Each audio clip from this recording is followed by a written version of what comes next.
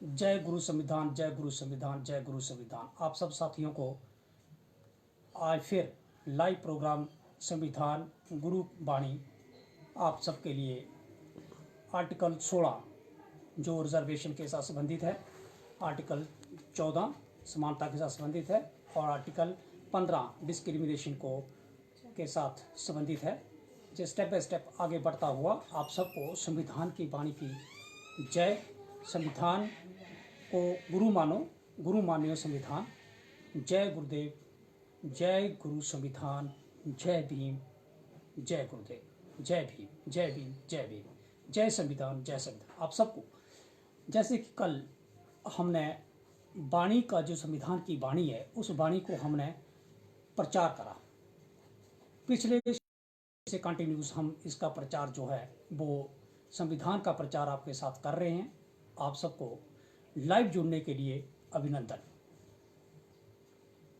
Reservation का मुद्दा जो है वो शुरू हुआ। इससे पहले हमने सारी की सारी भूमिका जो है वो उसकी जो दे चुके हैं, नक्शल में दिया है। ये कंसेप्ट बहुत लंबे हैं। ये वाणी जो है इसका प्रचार जो है, संविधान की वाणी का प्रचार जो है जो बहुत लंबा है। इसलिए आप सबको आज हम आगे बढ़ते हुए संविधान की वाणी का अनुच्छेद 16, इस वाणी के लिए हम आप सबको अभिनंदन करते हैं। आप सबका अब आगे प्रचार के रूप में हम आगे बढ़ते हैं। जिस समाज का बुद्धिजीवी अपने समाज के प्रति बेईमान हो जाए और भ्रष्ट, और उस समाज के लिए दुश्मनों की कोई जरूरत नहीं होती। वो चाहे कोई भी समाज हो, वो चाहे जनरल का है, जब वो SC/ST है, जब वो OBC का है, जब वो ST है, जब वो माइनॉरिटी क्लास का है। जे संविधान की जो वाणी कहती है कि सभी लोग जो हैं कानून की निगाह में बराबर है। All are equal before the eyes of law. सभी कानून की निगाह में एक बराबर है। लेकिन जब जो फिरका परस्ती के शिकार में, सिंपल भाषा में इसको अधिकतर यूज कर रहा हूं, कोड लैंग्वेज जो है वो कम यूज की जाएगी क्योंकि आप अधिकतर लॉ को समझना एक सिंप्लीफाई के तरीके में, साधारण तौर पे मेरे समझाने का, मेरा इस वाणी को समझाने का, संविधान की वाणी को समझाने का प्रयास रहेगा।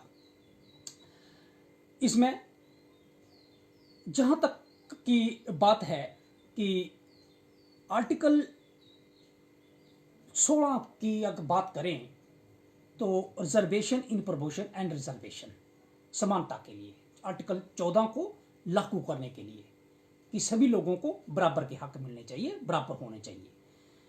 रिजर्वेशन किस लिए रखी गई? रिजर्वेशन इसलिए रखी गई कि जो लोग गरीब तबके के थे, भारत की आज़ादी के वक्त जो लोग गरीब तबके थे, जो लोग डाउन ट्रोडन थे, जो लोग पोर थे, जो लोग वीकर सेक्शन के थे, उन लोगों को मुख्य धारा में लाने के लिए गुरु संविधान, गुरु बाबा साहब द्वारा और संविधान प्रेरणा स्रोतों के द्वारा विभिन्न देशों से जो संविधान के उचित मार्गदर्शक लिए गए उनको लिया गया। इस संविधान की वाणी के तहत उस चीज की जो पराकाष्ठा थी, उस वक्त की जो पराकाष्ठा थी, बहुत ज्यादा गरीबी थी, बहुत ज्यादा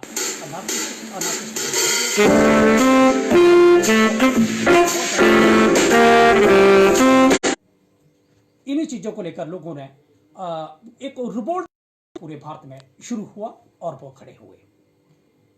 नक्शल जे निकला कि रिजर्वेशन का एक मुद्दा जो है वो सामने आया।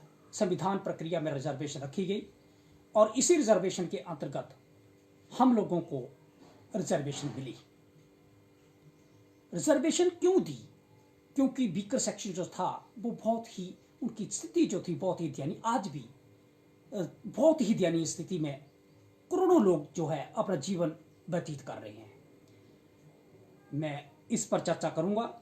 पशुओं तक की जिंदगी, पशुओं की बेहतर जिंदगी, पशुओं से भी खराब जिंदगी जो थे वो व्यतीत करते थे। रिजर्वेशन लेकर लोगों को जीवन में सुधार हुआ। लेकिन एक कोडिंग जहां पे की जाती है कि once a soldier always a soldier. इस कोडिंग का मतलब ये है कि एक बार सोल्जर को हम अधिकतर ये कहते हैं सैनिक, एक बार जो सैनिक बनता है वो हमेशा सैनिक ही रहता है। इस स्थिति के बीच भी संविधान की जे भी बात को, इसको हम संविधान के साथ जोड़ते हैं कि एक बार जिसने रिजर्वेशन ले ली वो हमेशा रिजर्वेशन का ही रहता है। जब एक बार जिसने गेन कर ली उसका पूरी की पूरी फैमिली गेन करती है।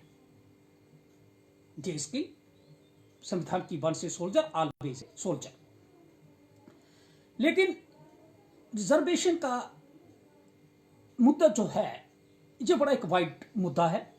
रिजर्वेशन का कोटा कैसे मिलेगा, कोटे का प्रारूप कैसा होगा, किसको कोटा मिलेगा, जे बात जो थी जे 1951 से जो शुरू हो गई थी, स्टेट ऑफ महाराष्ट्र वर्सेज चन्नप्पाकम, जे एक जजमेंट जो थी जो 1954 में आई थी। इस जजमेंट में कॉमन अवार्ड जो था उस अवार्ड को भी इसमें कोड करा गया था। जो किसके लिए थी, कास्ट बेस रिजर्वेशन के ऊपर, जो कास्ट बेस रिजर्वेशन उस पर जिसको पर इसका वाइड स्कोप है, होनी चाहिए नहीं होनी चाहिए, लेकिन इसने बोला कि कास्ट बेस रिजर्वेशन जो है वो कॉम्युनल जो अवार्ड है उसको वायलेट करती है। आगे आगे जो स्टेप बाय स्टेप आगे बढ़ते गए, पॉलिटिकल मंशा बाबा साहब की 1956 में डेथ हो जाती है। उसके बीच का दौर जो था, उस दौर के बीच कई रिफॉर्म जो है वो चलते गए। उसके बाद 1963 में एक और जो है वो जजमेंट आती है, M R Balaji versus state of Mysore. M R Balaji versus state of Mysore आती है। इसमें M R Balaji versus state of Mysore में ये बोला जाता है कि जो government reservation in colleges and universities हैं, in admission matter was deemed excessive and unreasonable.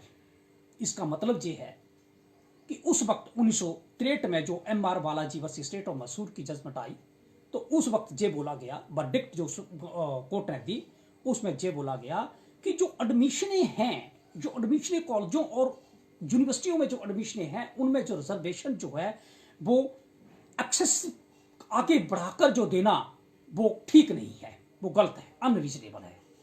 लेकिन संस्थागत इश्यूओं के साथ लोगों ने इसका रिपोर्ट करा, जो उस वक्त के पढ़े लिखे थे। 1963 में मैं भी, मेरा बर्थ भी नहीं हुआ था, मैं भी उस 63 में मुझे उसके इतिहास के बारे में जजमेंट को कोड पढ़ने के बाद ही उसका पता चलता है कि क्या क्या है। तो जब आज हमारे जो युवा पीढ़ी है उसको संविधान के बारे में, संविधान गुरु के बारे में, संविधान की वाणी के बारे में पता होना चाहिए। बहुत सारे ग्रंथ हैं जो कि अलग अलग जीने और मरने की बातें करते हैं, लेकिन आपका जीवन और मरना इस संविधान के, इस वाणी के बीच प्रखर रूप से बैठा हुआ है।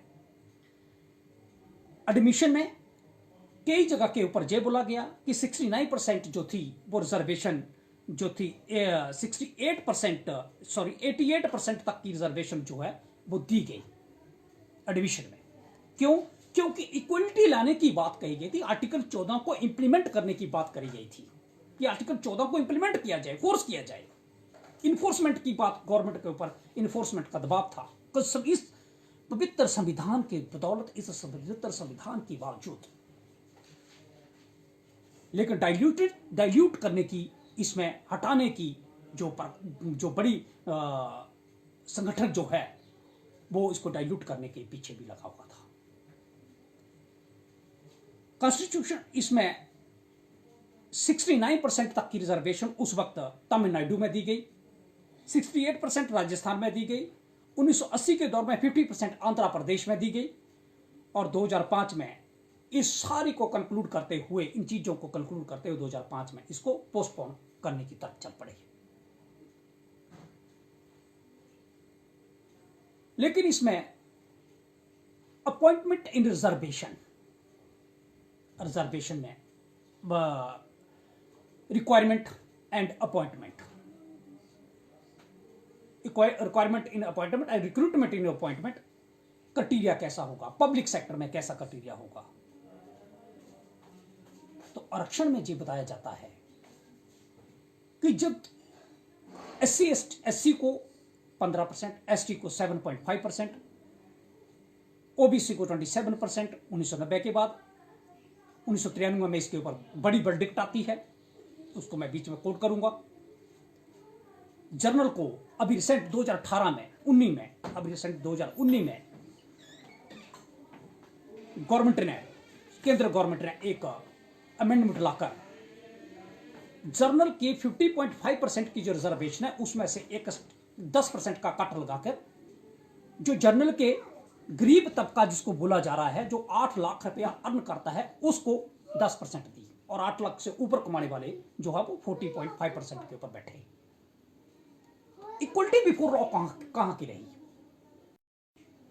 8 लाख कमाने वाला गरीब हो सकता है, ये कॉन्स्टिट्यूशन क्वेश्चन है कि हो सकता है, लेकिन जो वायरिस ऑफ द कॉन्स्टिट्यूशन को इसमें चैलेंज करा जाता है कि गरीब की डेफिनेशन कैसी है, गरीब किस तरह का होगा। ये डेफिनेशन जो है कॉन्स्टिट्यूशन में अलग पैराडाइम में रखी जाती है। एक तरफ एससी एसटी है, एक तरफ ओबीसी है, एक तरफ माइनॉरिटी है, जिनकी इनकम जो है वो कोड करी जाती है। आईआरडीपी बीपीएल को कोड करा जाता है इसमें, लेकिन जिसकी इनकम लेस होती है उसके बीच में एक अलग दायरा जो है वो शुरू होता है इस रिजर्वेशन के बीच। Rule of carry forward of cut off, अलग अलग कोडिंग है, इसमें अलग अलग कोडिंग की तरफ चलते हैं। कैरी फॉरवर्ड आगे लेना, किसी पोस्टों को आगे मर्ज करना, इन चीजों को बड़ी माइन्यूटली, बड़े तरीके से हमें समझना पड़ेगा। हम कितना उनके बीच समझ पाते हैं, जो संविधान की चर्चा ही हमें बता सकती है, संविधान की वाणी ही हमें बता सकती है।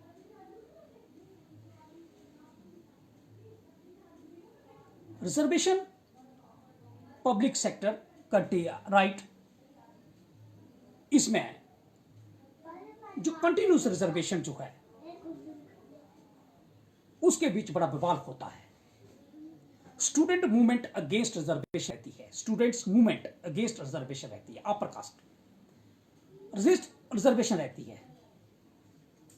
अधिकतर हम देखते हैं कि इन चीजों को लेकर दंगे भी होते हैं, झगड़े होते हैं, कॉलेज में, यूनिवर्सिटी में क्लेश होते हैं, बच्चों को मारा जाता है, पीटे जाते हैं। लेकिन हमारा बुद्धिजीवी जो संविधान की बदौलत, जो इस पवित्र ग्रंथ की बदौलत रिजर्वेशन गेन करने के बाद उच्च पोस्टों पर बैठा है, उनको इससे कोई सरोकार नहीं होता। Once a soldier always a soldier, उनको मिला, वो अब साइलेंट है। जो सफर करने वाला है वो व्यक्ति है जो डाउन सिस्टम से ऊपर उठता उठता आगे तक बढ़ता है, उसको ही सफर की, वो ही सफर करता है। इसके बीच अखिल भारतीय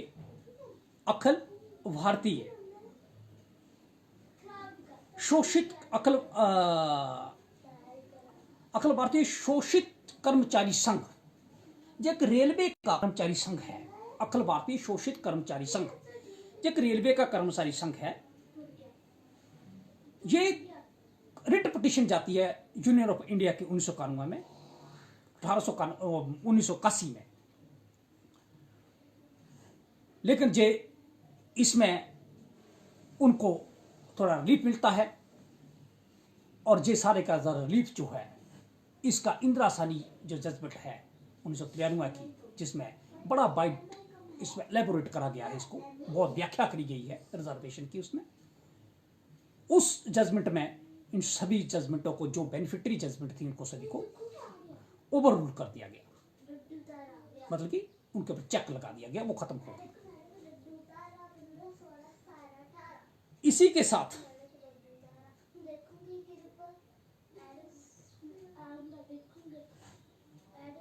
एक SC ST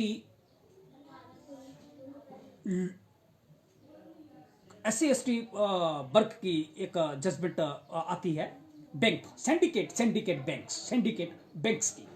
syndicate bank SC employees association रहती है एक, और वो association versus union of India 1990 में, ये एसोसिएशन रिजर्वेशन को लेकर कोर्ट तक तो जाकर प्रमोशन रिजर्वेशन के लिए, मैं पूरा इसको, क्योंकि ये बहुत बड़ा स्कोप है, एक चीज को 20 घंटे तक भी हम एलेबोरेट करें तो भी इसके लिए कम है, क्योंकि ये संविधान का ग्रंथ है जो बहुत वाइड है, जितनी इसके ऊपर व्याख्या करी जाए उतनी ही कम है। इस पवित्र ग्रंथ की जो आत्मा है वो पवित्र है, इसलिए इस पर चेक लगाना मुश्किल है। एक तरफ दिया जाता है तो दूसरी तरफ लिया जाता है, एक तरफ लिया जाता है तो दूसरी तरफ उसको दिया जाता है।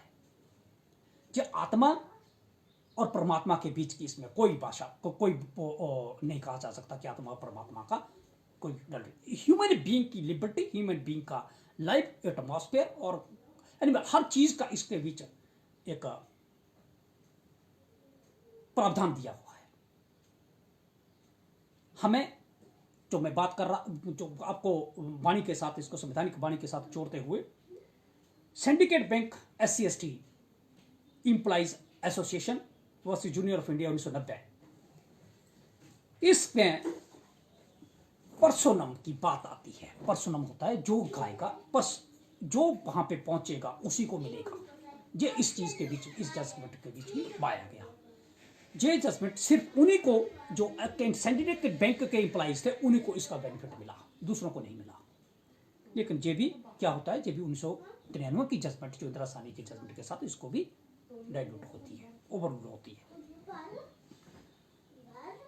State of Punjab versus Hiralal का केस है, इसमें भी क्रीमी लेयर की बात होती है, लेकिन क्रीमी लेयर को 2005 में, क्रीमी लेयर कौन क्रीमी लेयर होंगे, जो इंदिरा साहनी है उसमें बोला, उससे पीछे भी क्रीमी लेयर की बात हुई कि जो लोग अप्रोच बार बार रिजर्वेशन गेन कर रहे हैं उनके लिए क्रीमी लेयर लागू होना चाहिए, वो क्रीम बन चुकी। तो ये बड़े एक वाइड स्कोप है, वाइड इसका जो दायरा है, बहुत बड़ा दायरा है। हमें समझना चाहिए कि संविधान की वाणी आपके लिए है। जो गरीब मेहनत मजदूरी करकर अपने बच्चे को स्कूल तक पहुंचाता है, उस गरीब तक इसका बेनिफिट अब नहीं पहुंच पा रहा है। उस तक पहुंचाने वाली जो राजनीतिक इच्छा शक्ति है, वो उसको सिर्फ और सिर्फ IRDP, BPL, लाल कार्ड, पीला कार्ड, हरा कार्ड, जो भी कार्ड, वहां तक सीमित रह चुके हैं। हजारों करोड़ों घर ऐसे हैं जिन घरों में, कल भी मैंने परसों रिकॉर्ड करा था कि उनको रिजर्वेशन के बारे में पता नहीं है कि रिजर्वेशन क्या चीज है। मैं इसको आज और कोड करेंगे, मेरिट बेस। अब बात आती है मेरिट की। एक वर्ग जो है वो 90% मार्क्स लेके बैठा है, एक वर्ग जो है वो 85% मार्क्स लेके बैठा है, एक वर्ग जो है वो 90%, 91% लेके बैठा है, एक वर्ग जो है वो 70% लेके बैठा है। लेकिन जिस संविधान की आत्मा कहती है कि मेरिट क्राइटेरिया जो है वो होना चाहिए, जो अलग-अलग सुप्रीम कोर्ट की जजमेंटें बोलती हैं, एजुकेशन क्राइटेरिया है, लेकिन उस क्राइटेरिया को फॉलो करने से पहले सोशल इकोनॉमिक स्टेटस को भी देखना पड़ेगा कि क्या वो व्यक्ति सोशली स्ट्रांग है? क्या उस व्यक्ति को एम्पल ऑफ अपॉर्चुनिटीज मिल चुकी हैं? क्या जो कुंडली मार के जो बैठा है, क्या वही बार बार ले रहा है, या फिर सिस्टम में उसकी अप्रोच कितनी है? सिस्टम की अप्रोच सबसे बड़ी है कि उसमें सिस्टम की अप्रोच जो है वो कितना रखता है।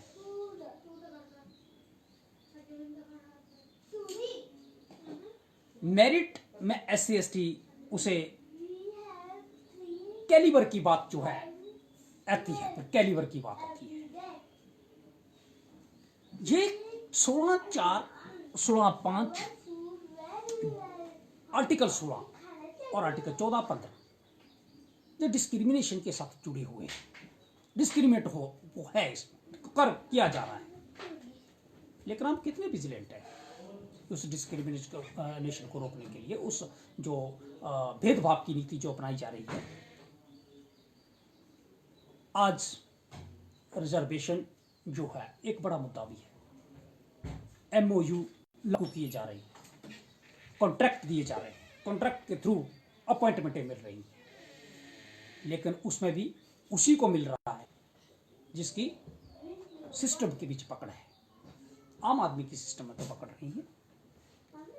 उस आदमी को कैसे बेनिफिट मिलेगा जिस संविधान की आत्मा के साथ खिलवाड़ छरेआम हो रहा है।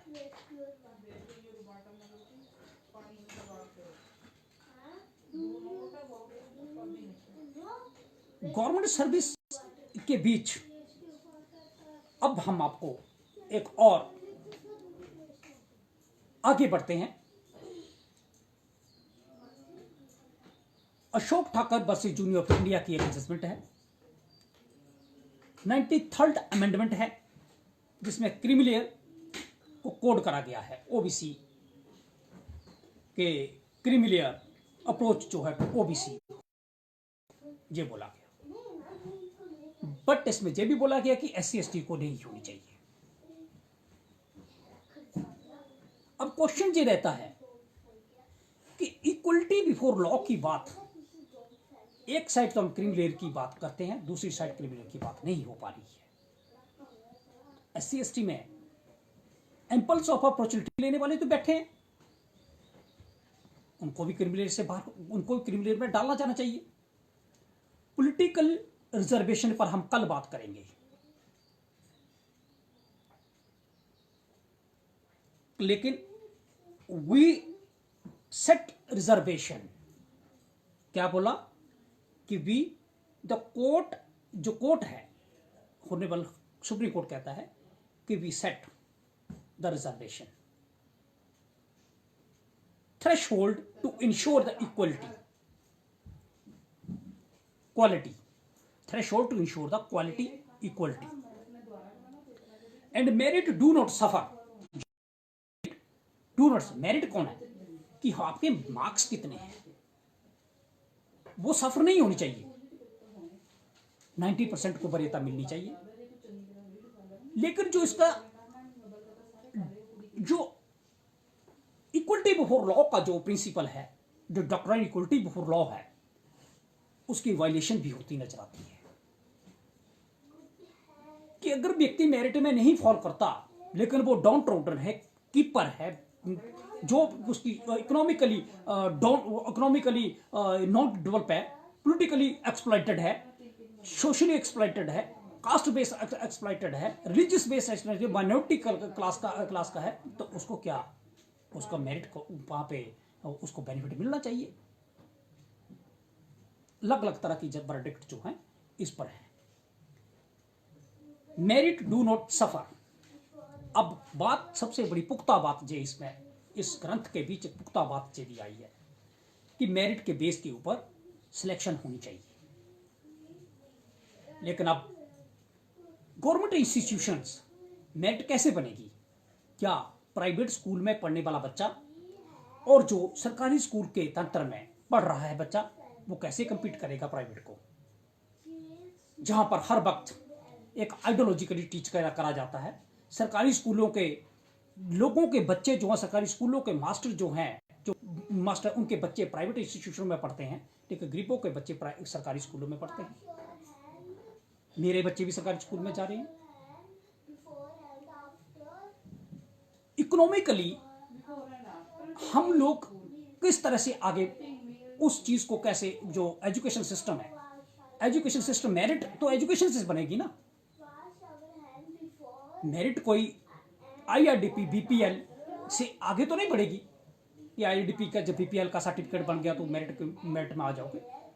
आपकी बेस्ट एजुकेशन की बात इस जजमेंट में Ashok Thakur versus junior India में करी गई है कि आपके पास बेस्ट एजुकेशन होनी चाहिए। मेरिट जो है, मेरिट डज नॉट सफर। उसने बोला कि मेरिट सफर नहीं होनी चाहिए, जो टॉपर है उसको मिलना चाहिए, जिसका नहीं बनता उसको नहीं मिलना चाहिए। And set to deadline to reach free and compulsory education for every child.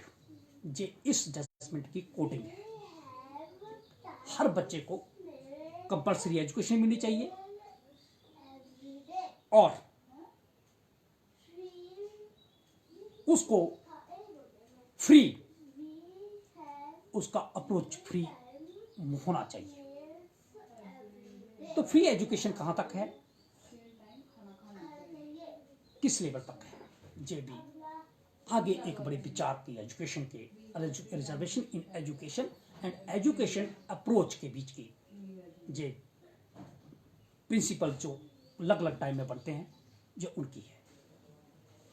Education के ऊपर बहुत बड़ा एक एजुकेशन का तबका जो है वो इसी संविधान की कभी वायलेशन करता है, कभी इसको अडॉप्ट करता है। प्राइवेट इंस्टीट्यूशनों में तो रिजर्वेशन का कोई मुद्दा है नहीं, ना ही वो देना चाहते हैं, ना ही आपको मिलेगी। वो जो जर्नल के 10% जो लोग जिनको मिली है, वो चाहे वो हो या वो क्रिमिनल वाले हो।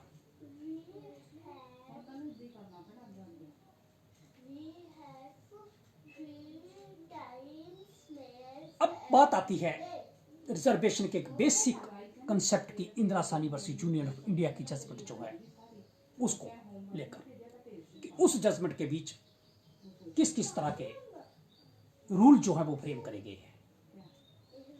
जब जहां तक मैंने आपको थोड़ा सा इसमें ब्रीफ जो करा है, वो सबसे बड़ी जजमेंट इस वक्त रिजर्वेशन के ऊपर जो है वो स्टडी करने के लायक है तो सिर्फ Indira Sawhney versus junior India है। Indira Sawhney versus junior India है। उस जजमेंट को अगर पढ़े लिखे व्यक्ति ऑनलाइन है तो वो उसको जरूर देखें, जरूर पढ़े, जरूर ऑब्जर्व करें। लेकिन रिजर्वेशन जो है ये इसलिए मिली क्योंकि हजारों वर्ष से लोग, सबको इसके बारे में इंगित होना चाहिए कि आपका जो रिजर्वेशन का व्यू है उसको आप हर वक्त उसको स्टडी करें। ये पवित्र ग्रंथ के बारे बीच में जितना मैं सिंप्लीफाई करके आपको बता सकता हूं वो मैं हर दिन आपको बताऊंगा जब तक लॉकडाउन है। जब कोर्ट ओपन हो जाएंगे तो मेरी भी ड्यूटी कोर्ट के लिए, मेरी भी ड्यूटी मैं कोर्ट में ही होऊंगा एज एडवोकेट। तो आप सबको जितने दिन लॉकडाउन रहता है उतने दिन आप 11 बजे ऑनलाइन संविधान की चर्चा, संविधान वाणी के साथ आप जुड़े, संविधान को गुरु मानो। इसी में हमारी हर तरह की स्वतंत्रता जो है वो हमें मिली हुई है, हर तरह का समानता का अधिकार मिला हुआ है, हर तरह की हमें विचार करने का अधिकार मिला हुआ है। रीजनेबल विचार है।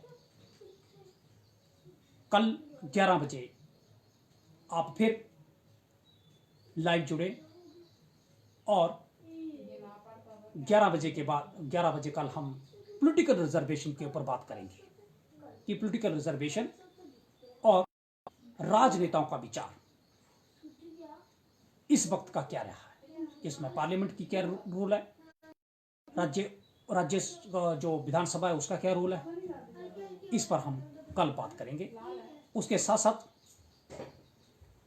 जो गवर्नमेंट सेक्टर में रिजर्वेशन है वो किन किन डिपार्टमेंटों में मिलेगी, किन में नहीं मिलेगी, कैसे मिलेगी, इस पर हम कल इसके आगे हम चर्चा करेंगे। इसी के साथ संविधान की जय। आप सबको गुरु मानो संविधान, संविधान शरणम गच्छामि, भीम शरणम गच्छामि। जय संविधान, जय संविधान, जय पवित्र वाणी संविधान, जय। बंद कर दो। सभी को नमस्कार।